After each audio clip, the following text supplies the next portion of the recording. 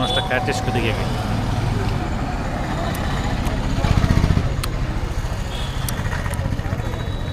মিষ্টি আছে বেশ। মধুপুর আছি, আর এটা হচ্ছে আপনার দলসত্তরা হচ্ছে যে আপনার হচ্ছে বাজার।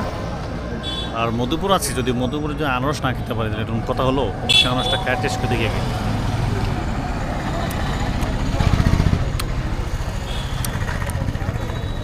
মিষ্টি আছে ভালো, একটু লবণ দিছে, সুস্বাদু আছে।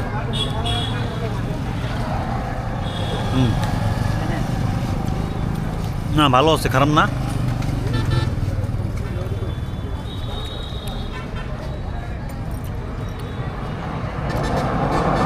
এই আনারস